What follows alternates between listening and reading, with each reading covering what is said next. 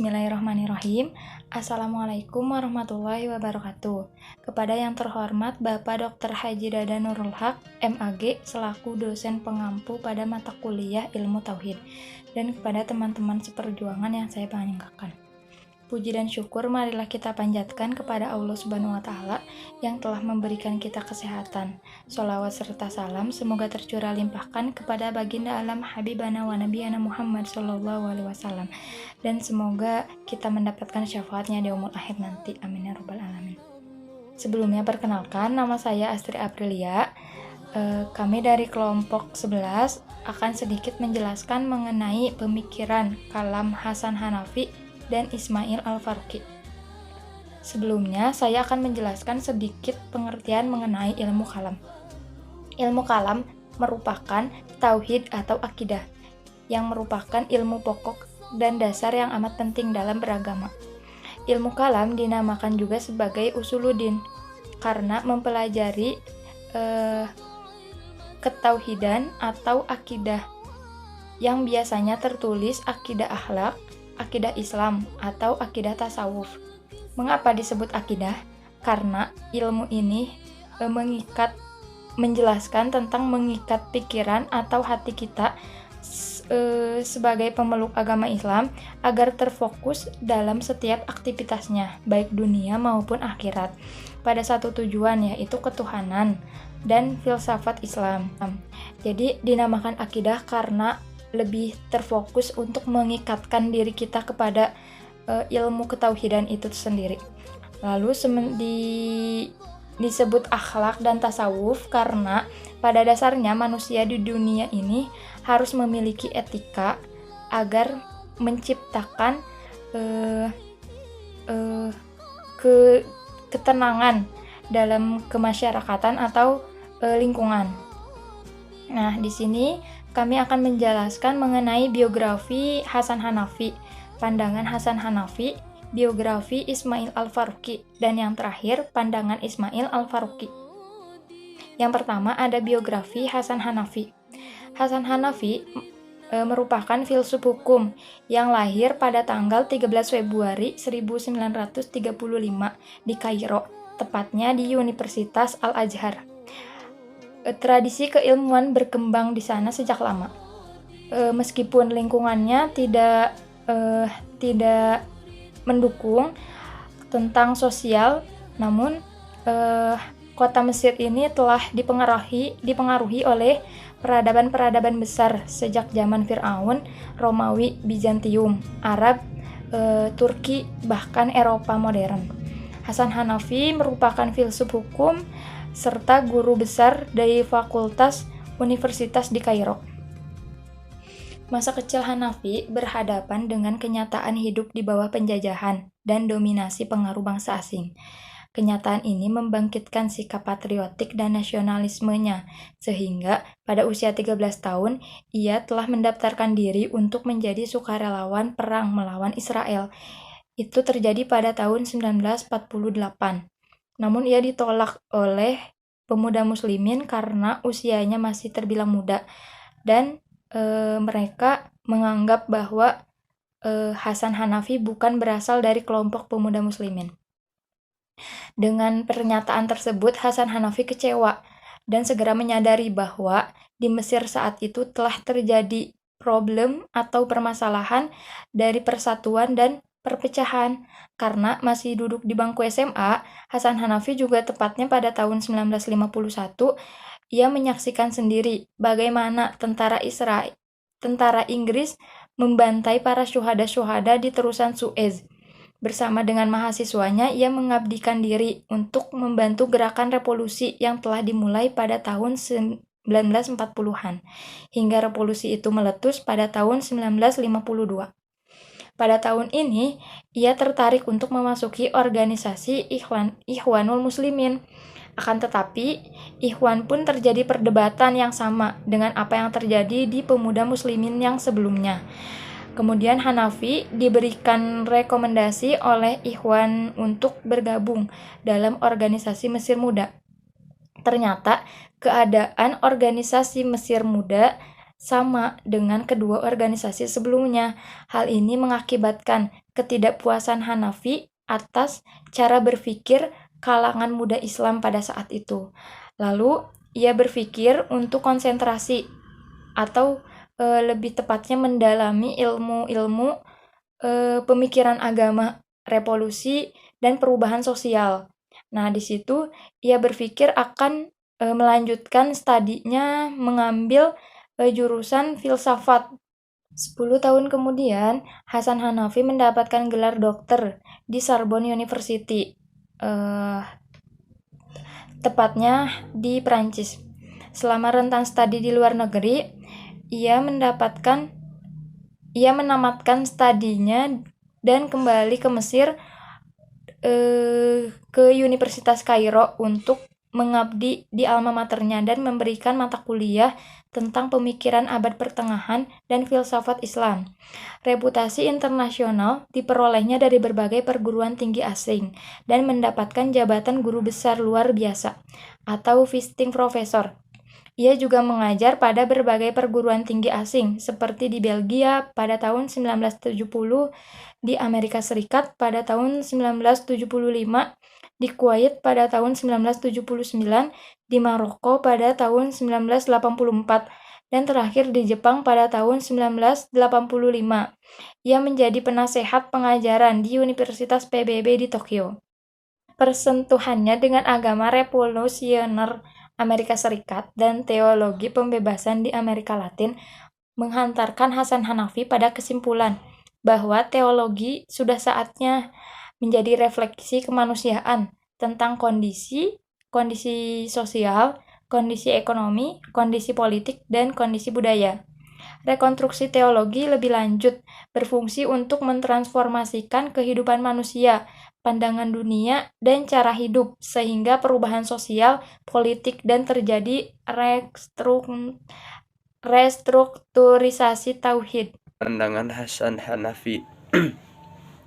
Pemikiran Hasan Hanafi. Hasan Hanafi mempunyai banyak sekali pemikiran dalam dunia Islam. Ada hasil pemikiran beliau dalam hal politik yang sangat terkenal, yaitu Kiri Islam. Dan dalam bidang tafsir, karyanya adalah Hermeneutika Al-Quran. Ada juga tentang Oksidentalisme, buku karya Hasan Hanafi yang disusun selama 10 tahun ini terdiri dari volume pertama terfokus pada permis-permis teoritis atau Al-Muqaddimah An-Nazariyah. Yang kedua, volume membahas tentang ketauhidan. Yang ketiga, volume membahas tentang keadilan. Yang keempat, volume mendiskusikan tentang kenabian. Dan yang kelima, volume berbicara tentang amal. Pada kelima karyanya, hanya pada volume pertamalah ia mampu menuangkan ide-ide pemikiran yang sangat cemerlang yang diberi nama At-Turath wa At-Tajdid. Ini berbicara tentang tradisi barat. Selanjutnya, asal-usul Kiri Islam. Nama Kiri Islam merupakan terjemahan dari Al-Yasar Al-Islami. Nama Kiri Islam menggambarkan arus yang berkembang dalam pemikiran Hanafi. Ia juga ada dalam terminologi ilmu kemanusiaan yang artinya Kiri Islam berada dalam pihak perlawanan terhadap segala bentuk penindasan, kolonialisasi, orang-orang yang dikuasai, yang tertindas kaum miskin. Penanaman Kiri Islam disadari oleh Hasan Hanafi sendiri akan mendapat perlawanan dari kalangan Islami seperti Ikhwanul Muslimin, yang tentu tidak akan menerima dikotomi kiri kanan dalam Islam. Yang selanjutnya, kiri kanan Islam merupakan respon Hanafi atas berbagai kegagalan dalam metode pembaruan masyarakat Islam yang mengentaskan keterbelakangan dan kemiskinan. Yang pertama, kiri Islam adalah kooptasi kekuasaan terhadap agama yang menjadikan ritual semata. Sedangkan di sisi lain, keagamaan yang tidak terkooptasi kekuasaan terjebak dalam fanatisme primordial, kejumudan, dan berpotensi pada kekuasaan. Yang kedua, praktik liberalisme dan paham yang berkuasa sebelum masa revolusi berakhir hanya menghasilkan eksploitasi ekonomi golongan lemah. Sementara penguasa hanya menjadi kepanjangan dalam kelas elit dan menguasai aset negara.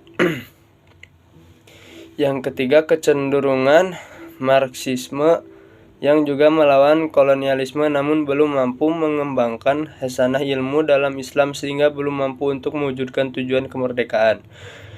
Yang keempat, kecenderungan nasionalisme revolusioner yang membawa perubahan fundamental dalam kebudayaan Arab, Islam, dan sistem politik ekonomi ternyata tidak berumur lama dan tidak mempengaruhi kesadaran masyarakat Muslim.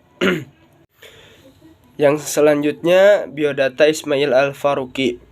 Ismail Raji Al-Faruqi lahir di Java, Palestina pada tanggal 1 Januari 1921. Pendidikan dasarnya dimulai dari madrasah dan pendidikan menengahnya di Collège des Frères dan bahasa pengantar Perancis. Kemudian pada tahun 1941 lulus dari American University of Beirut, Islam, lalu bekerja untuk pemerintah Inggris di Palestina.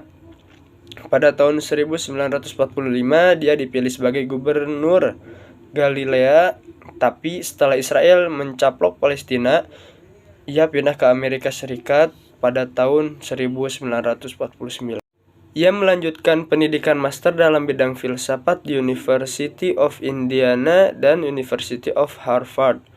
Dia melanjutkan pendidikannya dengan mengambil gelar Doktor Filsafat di University of Indiana dan Al-Azhar University pada tahun 1952.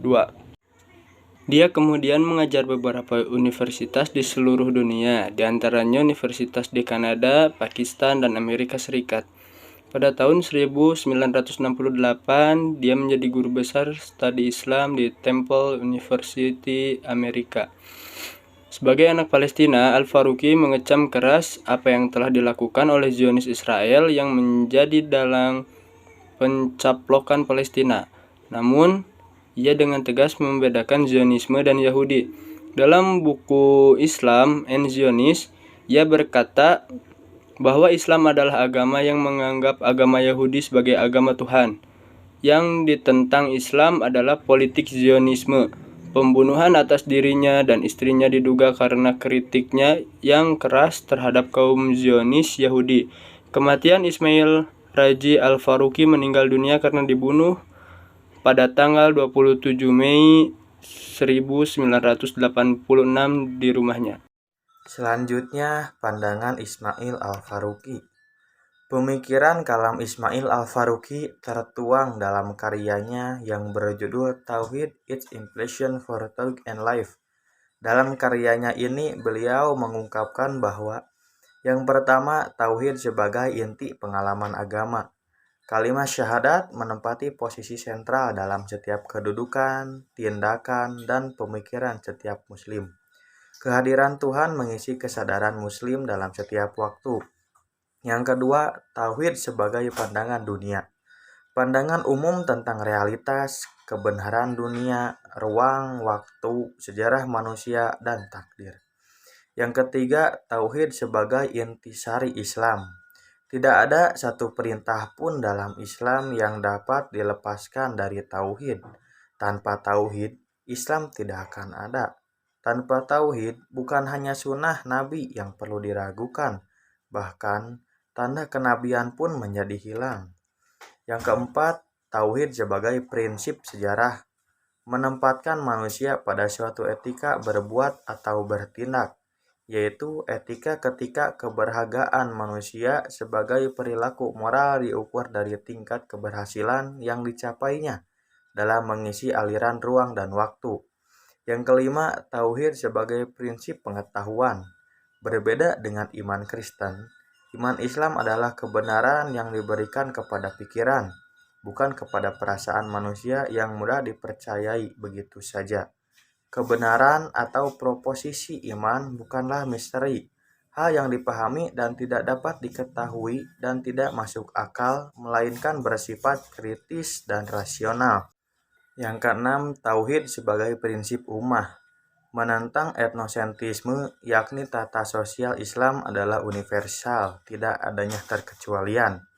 Totalisme, yakni Islam relevan dengan setiap bidang kegiatan hidup manusia, dalam artian Islam tidak hanya menyangkut aktivitas manusia dan tujuan di masa mereka saja, tetapi menyangkut aktivitas manusia di setiap masa dan tempat. Yang ketujuh, tauhid sebagai prinsip metafisika. Ia bersifat teologis, sempurna, dan teratur sebagai anugerah. Ia merupakan kebaikan yang tak mengandung dosa yang disediakan untuk manusia. Tujuannya agar manusia melakukan kebaikan dan mencapai kebahagiaan. Tiga penilaian ini, keteraturan, kebertujuan, dan kebaikan. Yang kedelapan, tauhid sebagai prinsip etika. Dalam Islam, etika tidak dapat dipisahkan dari agama dan bahkan dibangun di atasnya. Yang kesembilan, tauhid sebagai prinsip tata sosial. Masyarakat Islam adalah masyarakat terbuka dan setiap manusia boleh bergabung dengannya, baik sebagai anggota tetap ataupun sebagai yang dilindungi. Yang kesepuluh, tauhid sebagai tata politik. Dimensi kesepakatan wawasan atau ijma' ru'yah, kehendak atau ijma' ar-ra'dah, tindakan atau ijma' al-amal. Yang ke-11, tauhid sebagai prinsip keluarga. Umat Islam akan menjadi masyarakat yang selamat dan tetap menempati kedudukan yang terhormat. Keluarga Islam memiliki peluang lebih besar tetap lestari sebab ditopang oleh hukum Islam dan hubungannya erat dengan tauhid. Yang ke-12, tauhid sebagai prinsip tata ekonomi. Tata ekonomi ada dua prinsip, yaitu yang pertama, tak ada seorang atau sekelompok pun yang dapat memeras yang lain. Yang kedua, tak satu kelompok pun boleh mengasingkan atau memisahkan diri dari umat manusia lainnya dengan tujuan untuk membatasi kondisi ekonomi mereka pada diri mereka sendiri. Selanjutnya, kesimpulan.